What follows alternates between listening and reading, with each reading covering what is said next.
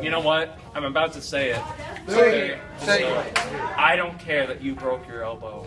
What the f***? Is this allowed? What the f***? Is that allowed?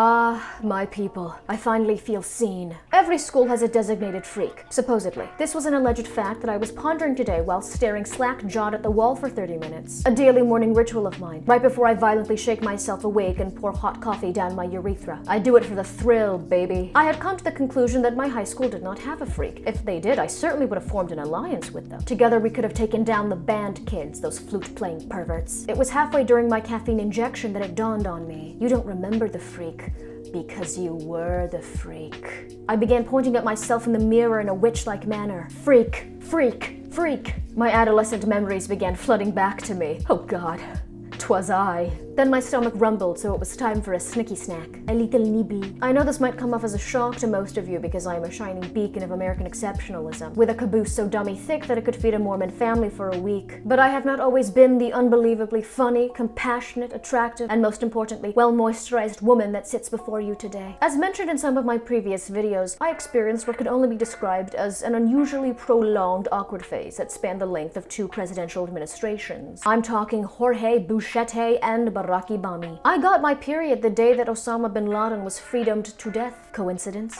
Probably. To make matters more interesting, I was also painfully oblivious to how others perceived me. What other people thought of me was none of my business. My adolescent brain was too busy trying to master telepathy after one too many viewings of Matilda. Combine that with a personality so weird that it's only comparable to one of those homeschooled kids whose parents teach them that dinosaurs and vaccines are a liberal conspiracy. Now that I think about it, not much has changed, considering that I haven't evolved as a person ever since Mr. Saxo Beat was blasting through the radio. There were a series of high school memories that caused this realization that I was a high school weirdo. Let me give you an example of what I mean.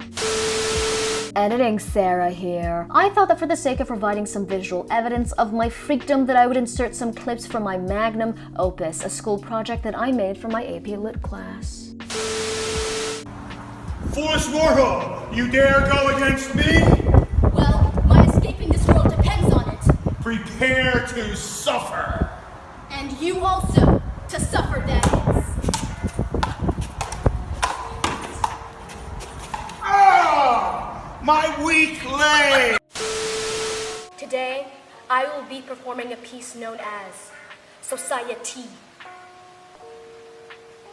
I am in a cage.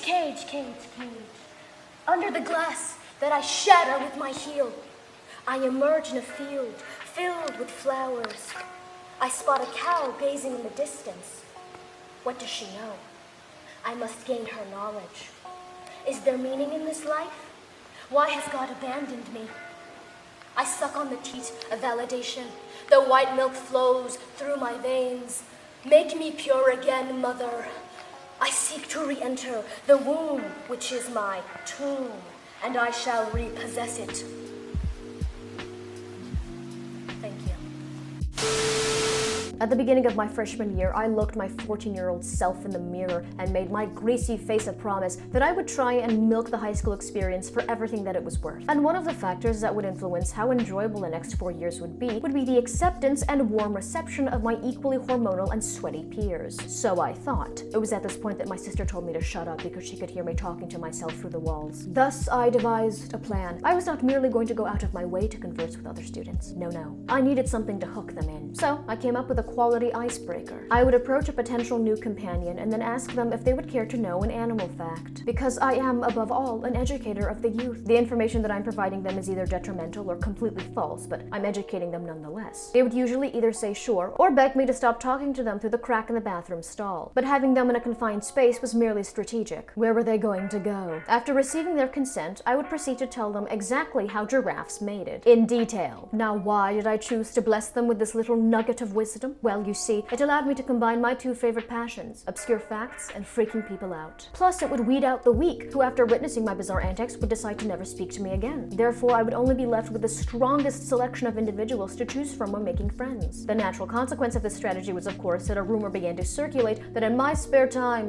I like to watch animals Get it on. That's right, kiddos. What a wonderful welcome packet, the next most formative 4 years of my life. You've never felt true panic until one of the kids from your algebra class comes up to you in the hall, taps you on the shoulder and whispers, "I hear that you like to watch Animal Planet," and then winks at you. To make matters worse, I never denied it. This would be one of 3 major rumors spread about me. The next being that I was a khaki and flannel wearing aficionado, also a code word for a friend of Ellen. There is obviously nothing freaky about this, but keep in mind that this was a rumor spread by homophobic teen girls. You know the brand, the ones that fantasize about having a GBF, a caricature to carry around like a sass-talking chihuahua, who says tongue pop, death drop, and reminds them how sickening they are despite the fact that they only wear clothes from Forever 21. And yet they treat the Jane Lynchers of the world as inherently predatory, while still having the audacity to have hashtag love wins in their Twitter bio. How this rumor began, I truly do not know. It might be due to the fact that I apparently give off a gay vibe, as I have been informed by many members of the BLTQ&A community, to which I have to remind them that I am unfortunately straight, and therefore doomed to live the unfulfilling melancholic life of a heterosexual. The final rumor, which is my favorite, was that I was a follower of Alice Satan. To be fair, I was partially responsible for keeping this rumor alive because I did participate in the making of a satanic gingerbread house in my school's gingerbread house making competition. Story up above. Excuse me for wanting to add some spice to the contest. However, though this act did give credibility to the rumor, it was not the catalyst. Just because I would jokingly state that I worshipped Daddy Lucy, people started believing me. And then they would subsequently ask me if I was joking, to which I would reply, "I've never made a single joke in my entire life." It was my fault for telling this to the football players. I truly underestimated the deleterious effects of repeated blunt force trauma to the head. As I revisit my teen years, I unravel more and more clues that are helping me put together the puzzle of my past. One more thing that sticks out to me is the entirety of my experience with some of the more popular girls in my grade. We had developed an interesting rapport during theater. They were, of course, the young performers. I was part of the lighting crew, looking in the darkness like Quasimodo, but somehow with less sex appeal. They were surprisingly kind, but would constantly refer to me as quirky. But not in the 500 Days of Summer manic pixie dream girl kind of way. No,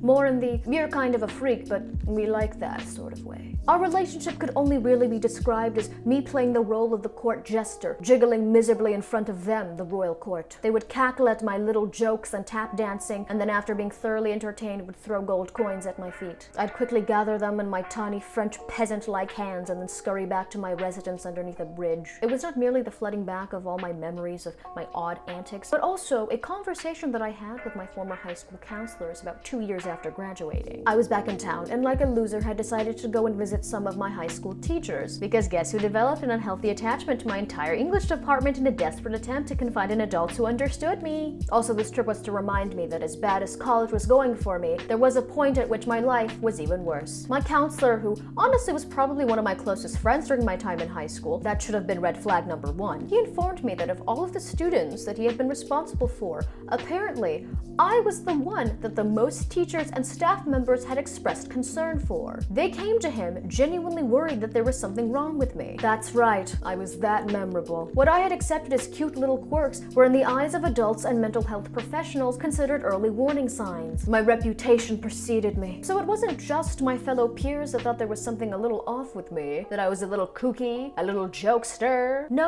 The administration was also of the same mindset. This was the final nail in the coffin. For the longest time, I had assumed that I was under the nerd category in high school. A bit eccentric, sure, but a nerd nonetheless. Most of my friends were either video game nerds or standard academic nerds. Regardless, none of us were getting laid. But instead, I was the high school freak, and I didn't even need a back brace or headgear to do it. I don't know what to do with myself. Should I be ashamed? Proud? I'm leaning towards the latter. I do not know why this information has startled me in such a manner. I have not shed my freaky ways one bit. If anything, my freakdom has worsened. What is one to take away from this? That perhaps our self-perception is so skewed that we inhabit a role in the memories and lives of others that we are completely oblivious to? That since it is impossible to truly have a detached third-party perspective on ourselves, that we are forced to wander this realm with very little understanding of how we are perceived by our peers, strangers, and even ourselves? It is a terrifying thought, but also exhilarating. That we are just a random collection of labels, first impressions, and misconceptions to millions of people that we interact with. Who am I to the random person behind me at the grocery store? Perhaps I am an attractive stranger, centrally purchasing entire blocks of cheddar. Nothing else, just block after block of cheese. Perhaps they see me as a sad, impoverished, compulsive dairy consumer as the cashier tells me that my credit card has been declined. I say, what was that? The cashier shouts, your card was declined, ma'am. And I say, okay, but why do you have to be so loud about it? She smirks.